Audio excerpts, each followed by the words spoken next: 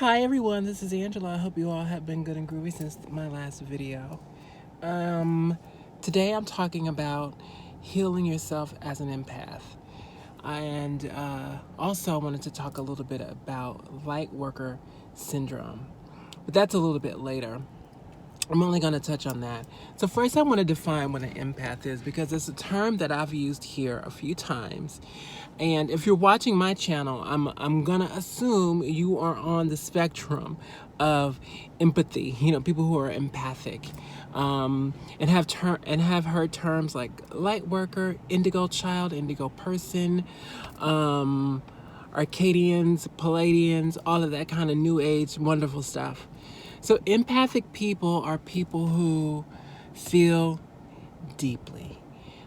Sometimes empathic people can be known as highly sensitive people. They're not always the same thing. I am both. Under each individual definition, highly sensitive people are sensitive to light. They're sensitive to crowd. They're sensitive to sounds. They are sensitive to smell, and they're sensitive to overstimulation. I deal with all of that. Empathic people go a little bit further in that they feel the emotions of other people and don't always have a good way to discern whether or not someone's emotions are theirs or their own. Empathic people are, so we're deep feelers. We feel everything really seriously. It's really difficult for me to watch violence in movies and television shows. It's very hard for me to watch anything on TV or in film where somebody is being humiliated. It's so uncomfortable for me. I've always been that way. Clubs are really hard for me. Clubs and bars. Clubs in particular, clubs have always been hard for me, except for the time in my life where I was drinking heavily and smoking a lot of weed. That was the only way that I could really deal with being in a club, because lust can feel like a vampire energy. So people are really lustful in clubs, and they're searching and they're needy. And of course, all the reasons why people drink and smoke and do drugs, when people go to clubs, there's a lot of neediness in clubs, and it becomes overwhelming to me. It's a very sick feeling. I also, as many empaths, crowds are really hard for me. Concerts, I don't have a lot of concerts under my belt because sometimes concerts can give me anxiety. Sometimes it's just uncomfortable. I also am a person that has gravitated towards jobs where I get to work with people one-on-one, i.e. working in sales, working as a makeup artist. I like my friendships best one-on-one. It's difficult for me to do groups. Occasionally in my life, I've hosted groups of people, but it's always been really small and intimate. So that's pretty much how empaths navigate their lives. For a long time, I just thought I was really, really, really weird. Thank God for the internet. Internet has allowed so many of us to make connections on so many levels, But yeah, I am an empath, and I've got some healing to do. And so as an empath, I just came across this wonderful video. I've been following maybe for 6 months this woman. Her name is Christina Lopes. Maybe I've been following her for a year. She's an empath, but her work is dedicated to helping empaths heal themselves and acknowledge who they are. And that's where I'm at. I am now in a place where I recognize a lot of the difficulties that I've had in life, and hurdles and suffering that I've gone through is all linked to me being an empathic person. And I'm really excited because now I know I get to heal myself, and I don't have to carry all of this shit around that I've been carrying. I really thought, figuring out what I'm going to do with the rest of my life has been really, really difficult, because there are just things that have seemed like I'm not able to get over. Like when I think about, jobs and, what I want to do with my life, I think, how am I going to be able to do that? I've not verbalized these things, But now I've been watching videos pop up. There's a girl that I follow, and I follow her for hair tutorials because she's got, hair like mine. Well, actually, her hair is not the same. She's got afro hair. My hair is a little different than hers, but she made a video about being an empath, and it was like so on point. If I find it, I'll put it in the description box. I'm also going to put in the description box Christina Lopes' video. And the whole Lightworker syndrome thing is, I really thought that was it, but I think the Lightworker syndrome stuff that I've been dealing with is a greater symptom of a greater problem, which is all the coping mechanisms that I have as an empathic person. So Lightworker syndrome is where it's people who do not just intuitive work, but people who do healing work, service work. You have a difficult time charging for it. And that has been me. I give emotional readings, but now I understand, it was clear to me why my emotional reading, I've not had confidence in it, because I'm not completely emotionally healed.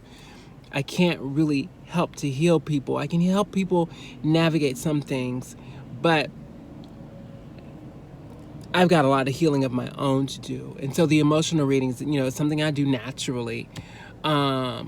But I've had a hard time with the concept of doing it for money. I do tarot readings.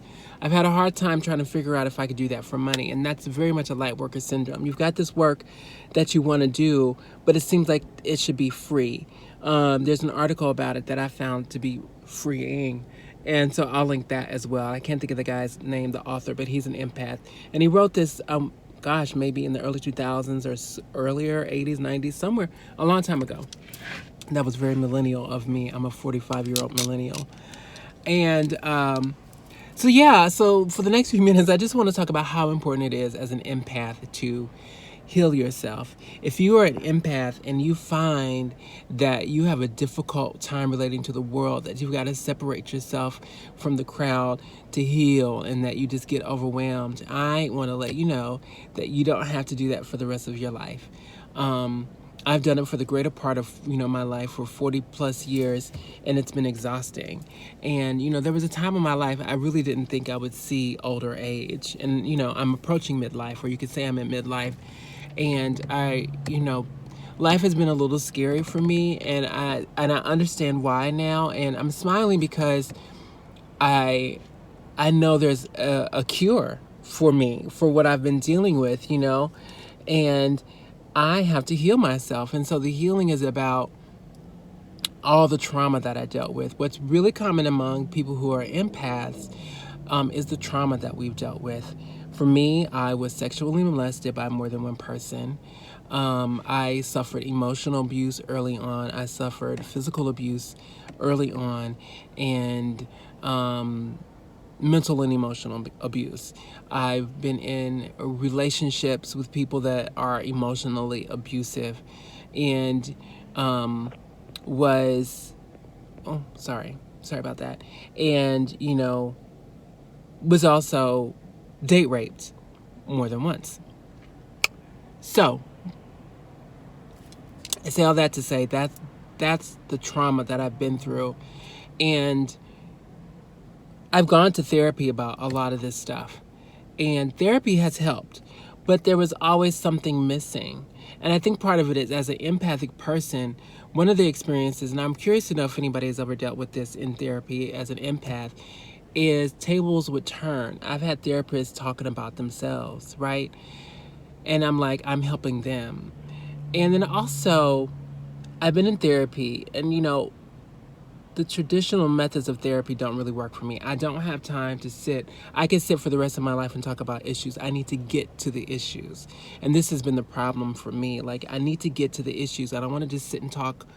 A lot of people are like, that's how therapy works, and you get to it. Yeah, I'm aware of all of this stuff. I know what all of my issues are. I need tools to heal.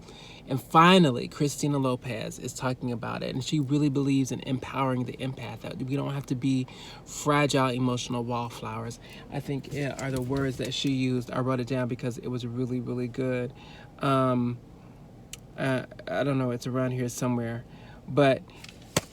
And it's funny, I was telling a guy that I've been seeing on and off for the last 5 years how it was time for him to, we're not getting any younger. He's only a year younger than me. And it's time for us to face our traumas and heal ourselves so that we can be better people on the planet, And as an empath, I think it's really important for us to really dedicate some time and some energy to healing ourselves, because we set the barometer, right? One of the things that I know for sure is that I am an emotional barometer for any environment that I'm in. People have told me, oh my gosh, when I'm around you, I'm so calm. And, if I'm off, I've had bosses tell me, however you show up to work, you set the tone for work, we really need you to be on. And that's a huge responsibility to have. And so as light beings, as energetic people, as empathic people who are highly sensitive, it's really important for you to get yourself right, so that the light that you're putting out is bright and it's healing, and you have some control in your life, and you're able to do the work that you came to this planet to do, and you get to do it in a way that serves you, and so that you're not used up. I mean, and this makes so much sense. Think about it. You weren't brought to this world as a highly sensitive person to suffer. And I really thought I was going to suffer for a long time. And especially right now, as I don't have a ton of privacy, the kind of privacy that I like to have as an empathic person. I love living on my own so that I can hibernate. I literally don't feel myself if I don't have at least one whole day a week where I don't have to leave the house. I could stay home, but like the energy at home, I've told you guys before, as I live with a narcissist. And so the narcissist is really needy, and it's difficult for me to just be home and to only focus on myself. And so that's part of what is going to be my healing, is getting into a space where I get to cultivate my healing and to take care of myself and to do my mantras and to do my spiritual practices. But I'm going to link that video. But this is what I wanted to talk about today, how important it is to heal yourself. And that's really for anyone. It's really important. If traditional therapy works for you, I'm all for it, then go for it. But I think as an empathic person, then we have very specific needs. We're energy workers, we're healers. And it's important that we learn how to replenish ourselves and heal ourselves. And for those of you who have any sort of shamanic leanings, and you know that you are an energy healer, that you turn that internally and start to heal yourself, because that's what I'm doing, so that my cup runneth over, and everything that's running over in my cup I get to use for everyone else. But it's so important that I keep my cup full. So I'm going to leave it here, and I want to encourage you guys to take care of yourself. It's really important out there. The world needs us sensitive people. The world needs our kindness. The world needs our understanding. The world needs our calm. And we need to be healthy. And we need to take care of ourselves first, so that we're not taking on the energies and negativities of everyone else that we're out there healing. All right. I love you guys. Peace and blessings. Namaste. Bye.